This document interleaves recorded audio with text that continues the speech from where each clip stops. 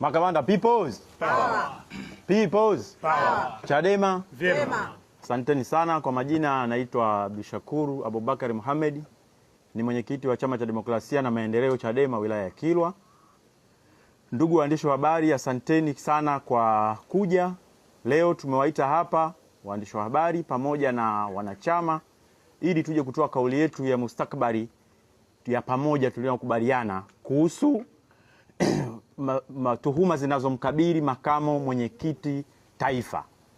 Mheshimiwa makamo mwenyekiti sasa hivi amegeuka kuwa dikteta wa upande wa pili, kwa sababu haiwezekani ifikie hatua kwamba kila mwanachama atakayehoji kuhusu matumizi ya fedha ambazo zinachangwa na wadau ambao yeye anapelekewa mkononi mwake ili kusapoti chama, kumhataki na kuweza kusema maneno magumu, kumuonyesha vidole, kuita majina ya kumdhalilisha mtu. Hii si sawa. Tamko letu kama chama Kilwa, sisi kwa pamoja tumekutana hapa wote, tumekubaliana kusema yafuatayo: makamu mwenyekiti atupishe kwa muda ambao tume itakayoundwa na katibu mkuu ifanye kazi yake, atuone sisi nini, kitu gani tunahitaji. Kama yeye atakuwa anahusika na tuhuma ambazo zinamkabili na akagundulika tuhuma hizi hana, itakuwa sawa, lakini kwa sasa hivi atuache kidogo, kwa sababu sisi hasa watu wa Lindi tumezidi kuathirika, kwa sababu kila anayehoji ndio tumezidi kuwa kutajiwa maneno mabovu mabaya. Inafikia hatua makamu anatuita sisi ambao tunahoji au watu walioanza kuhoji mbwa. Hii si sawa. Hii si sawa kiminajili ya sisi wa Tanzania tunavyoishi. Hatuna desturi ya kufananishana na wanyama ambao si rafiki, hasa kwa design yetu sisi Waislamu wa huku pwani.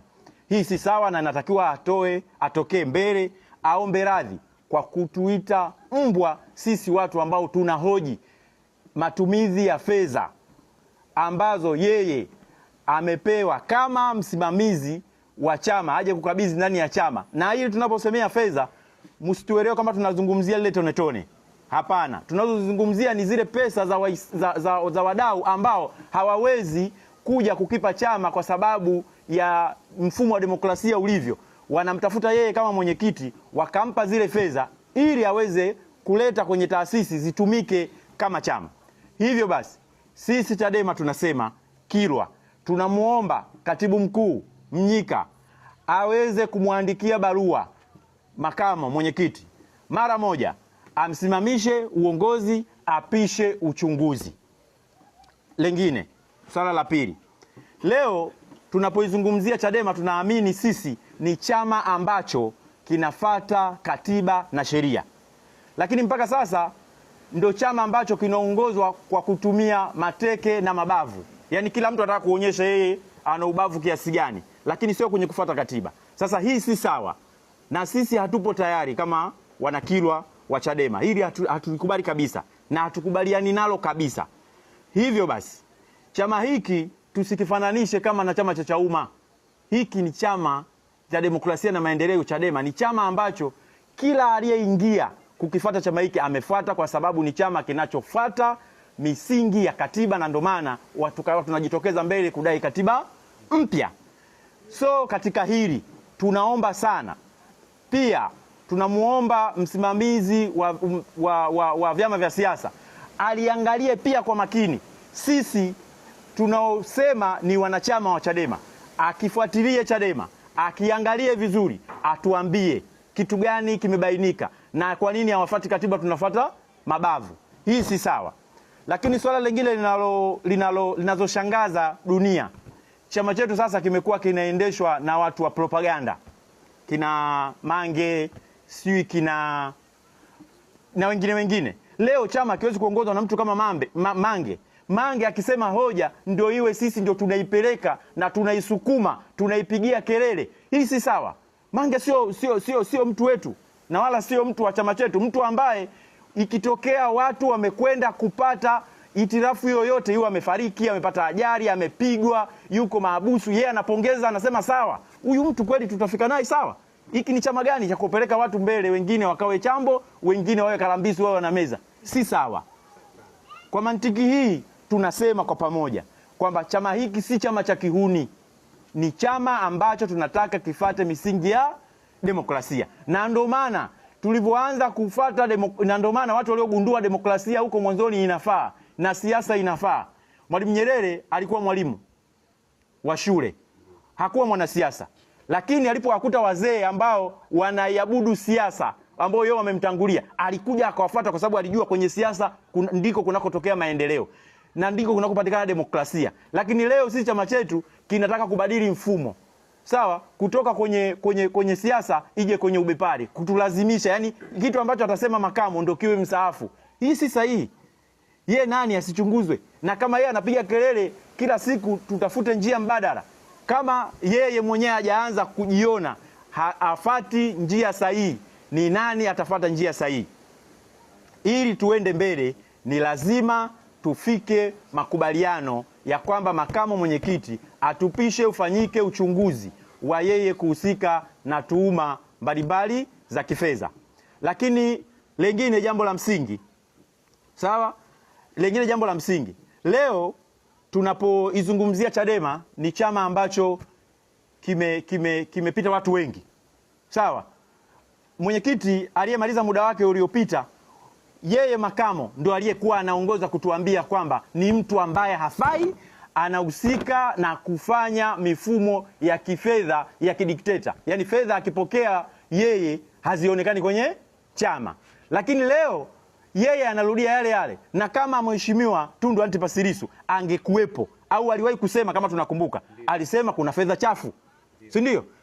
Akimuonyeshea kidole mheshimiwa mwenyekiti ambaye alikuwa Mzee Mbowe, alimuonyeshea kidole akamwambia hapa pana fedha chafu. Sasa iweje leo yeye anaonyeshwa kidole kuna fedha chafu, anatuambia tukae kimya? Sisi sio mbwa, sawa? Na tutasema na tutaendelea kusema, hatutokaa kimya. Na hakuna katiba ya chama chetu inayomuonyesha mtu anayetakiwa atoe mawazo yake ili awe huru, atoe mawazo sahihi, alafu akafungiwa au kufutwa wanachama. Katiba hiyo kwetu hakuna, na ndio maana tunadai demokrasia. Sisi tupo kwa sababu ya demokrasia. Hivyo basi, namuomba katibu mkuu Mheshimiwa JJ afanye kinachowezekana haraka.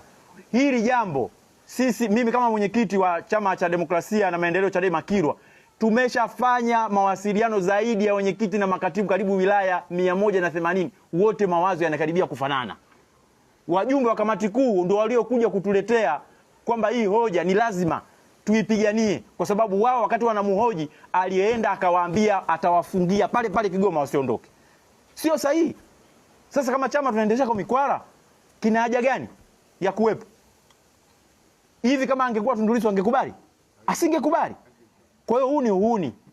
Huu ni uhuni ambao unatengenezwa kwa maslahi ya mtu binafsi. Na kama ni maslahi ya mtu binafsi, katibu mkuu atoke aseme 1, 2, 3 ili na yeye tusimuone anahusika na hili jambo, ambakishie mwenyewe makamo kama makamo. Lakini na yeye akikaa kimya, tutamtilia mashaka pia katibu wetu JJ. Sijakazia barabara, lakini tunachosema, kauli yetu wana Kilwa, makamo atupishe ili uchunguzi ufanyike. Kama hakutupisha na uchunguzi au kufanyika, hatutofika. Leo Tanzania hii tunasema makamo mpaka sasa hivi, sio wajumbe wa kamati kuu washakubali tufanye maongezi, tukubaliane, yapite maridhiano. Huyu makamo mmoja anayekataa, sio? Ina maana yeye baraza lile lote la kwake peke yake. Na kwa nini? Sasa imefikia hatua wajumbe mkutano mkuu wa baraza kuu wamefungwa midomo, na sisi kwa kuwa wametufikishia, tutasema, tutaendelea kusema na hatutokubali. Kama kweli ni sisi ni wanachama ambao tumejisajili na tunalipa ada, hii ni haki yetu ya kimsingi. Sisi sio watu wa propaganda. Arudi aje kwenye chama kinavyotutaka. Atuachie uhuni. Huu sio muda wa kupelekeana uhuni. Hii karne ya Jay-Z. Sawa? Na ndio maana tukisema nenda tunakwenda. Piga tunapiga. Kwa hiyo na yeye sasa tunamuomba atupishe.